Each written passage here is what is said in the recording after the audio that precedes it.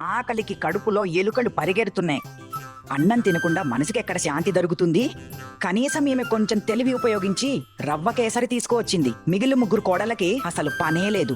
పాలు పండ్లు అంటే అవే తెచ్చి చేతిలో పెట్టారు. ఎవరికి ఆలోచనే రాలేదు. పాలు పండ్లు కలిపి ఎలా తినగలను నేను? నాకు ఎసిడిటీ అవుతుంది.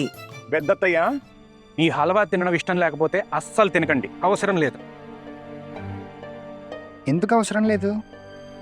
డాక్టర్ చెప్పారు కదా ఏదైనా కొంచెం బలమైన ఆహారం తినాలని. అత్తయ్య, వదనా, ఇటురండి, అమ్మకి ఇవ్వండి. మీకోసం పాలు పండ్లు తీసుకొచ్చాము.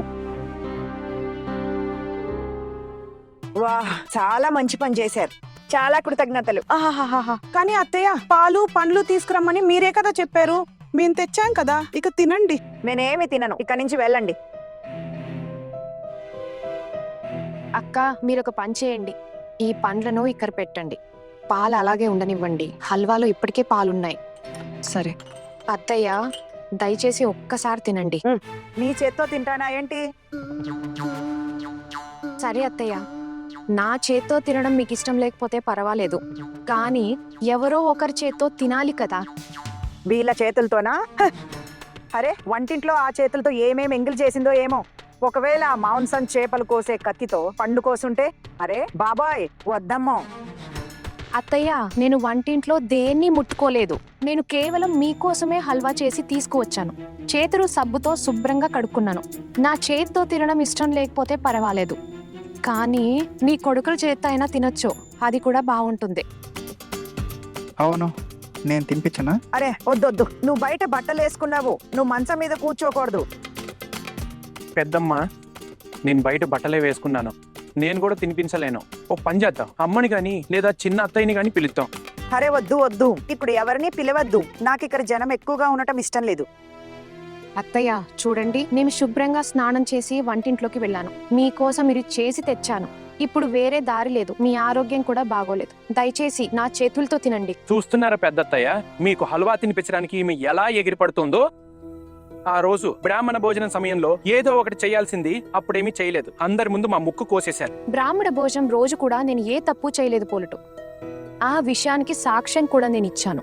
నా అదృష్టం బాగుండి నేను పులావ్ తీసి వేరే పాత్రలో పెట్టాను. లేకపోతే ఈ పని చేసిన వ్యక్తి తన కుట్రలో విజయం సాధించేవాడు. ఏంటి, నువ్వేం చెప్పాలనుకుంటున్నావు? ఏంది? అరే చాలు, ఇక ఈ వాదన లాపండి. అందరిక నుంచి వెళ్ళండి, వెళ్ళి మీ పన్ను చూసుకోండి. నాకు ఇక్కడ ఎవరూ వద్దు, నన్ను ఒంటరిగా వదిలేయండి. అత్తయ్య, వెళ్ళిపోతాను. ముందు మీరు కొంచెం తినండి ప్లీజ్. నువ్వెక్కడికి వెళ్తావు? నీ గదిలోకి. అక్కడికెళ్ళి ఏ సామ్రాజ్యాన్ని ఏలాలుగు. ఇప్పుడు చిన్న చదువుకోవడానికి కూర్చుంటాడు. ఖబర్దార్, వాడిని విసిగించావంటే. అత్తయ్య, ఈ ఇంట్లో నాకంటూ సొంత గది ఏమీ లేదు. మీరెక్కడికి వెళ్ళమంటే అక్కడికే వెళ్తా. సరే ఉండనివ్వు. నిశ్శబ్దంగా ఉండు. మీరిద్దరూ రోజంతా నా మొహం చూస్తూనే కూర్చుంటారా? ఏం నిర్ణయించుకున్నారు మీరందరూ? వంటింట్లోకి వెళ్ళండి.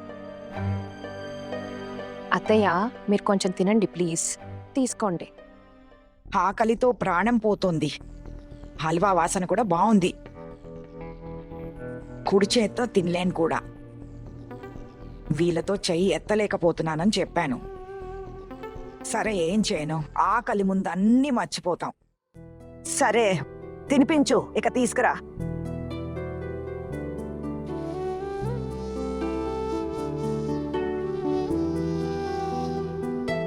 ఎలా ఉంది అత్తయ్య?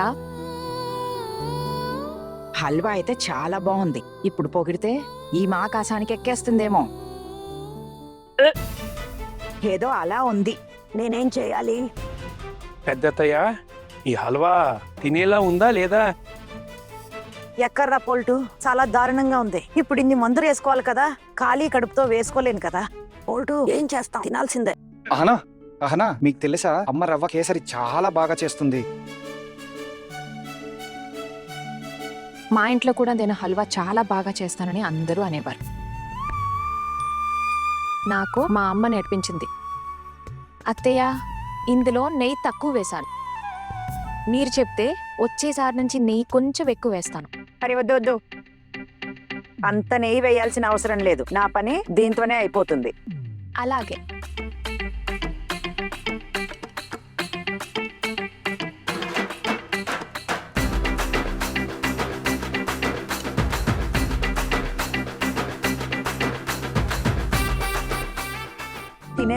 నేను తినేశాను.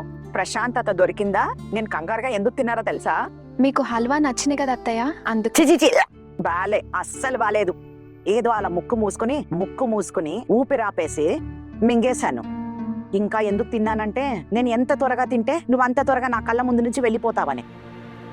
అందుకే అంత కంగారుగా తిన్నాను. నీళ్ళివ్వు.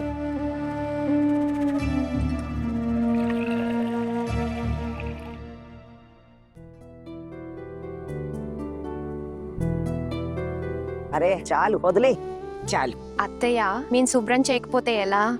మీ చేతికి నొప్పి ఉంది కదా. మీకు దెబ్బ తగులుతుంది.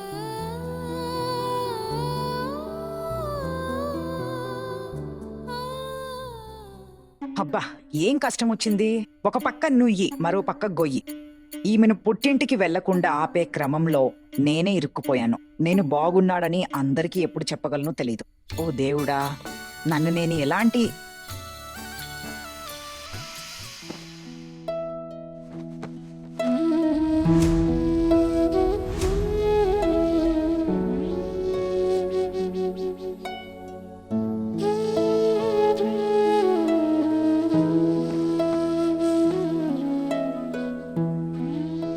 అహనా,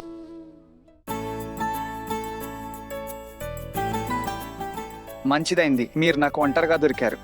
నేను మీతో ఒంటరిగా మాట్లాడాలనుకున్నాను. నేను నీకు నిన్నటి నుండి మెసేజ్ చేస్తున్నాను, మీరు నా మెసేజ్కి రిప్లై ఇవ్వడం లేదు.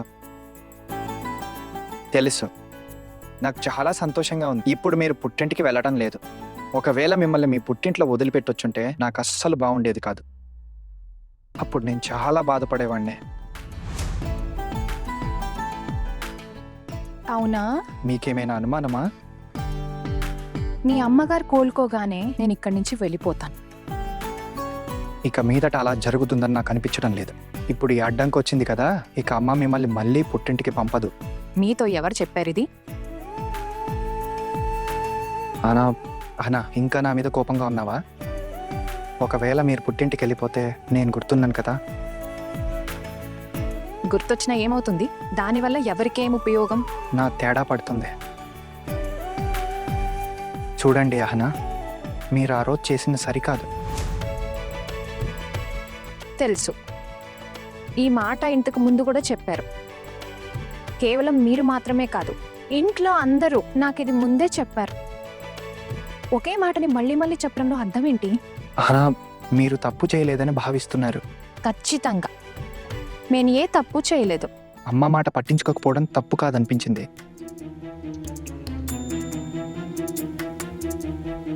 అమ్మ నన్ను తనతో తీసుకెళ్ళుంటే బహుశా ఇలా ఎప్పుడూ జరిగి ఉండేది కాదు. ఇవన్నీ వదిలేయండి. నేను పెద్దల వెనుక ఇలా మాటలు మాట్లాడుకోవాలనుకోవటం లేదు.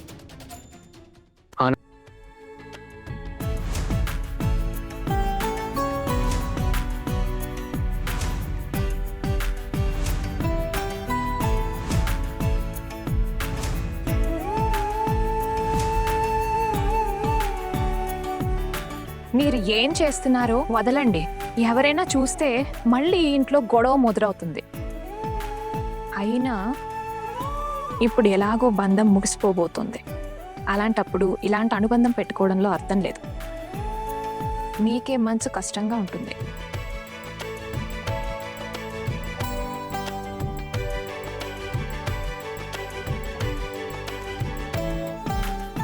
అహనా, నేనిక మీకు దూరంగా ఉండలేను.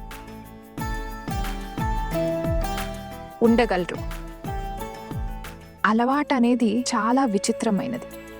ఎప్పుడు అలవాటవుతుందో ఎప్పుడు పోతుందో తెలియదు. అయినా మీరే స్వయంగా నన్ను పుట్టింటికి తీసుకెళ్ళబోయారు కదా. అది అమ్మ వల్ల కదా. అవునా? అంటే నీకు మీ అమ్మ మొండితనం నాకంటే ఎక్కువ అన్నమాట.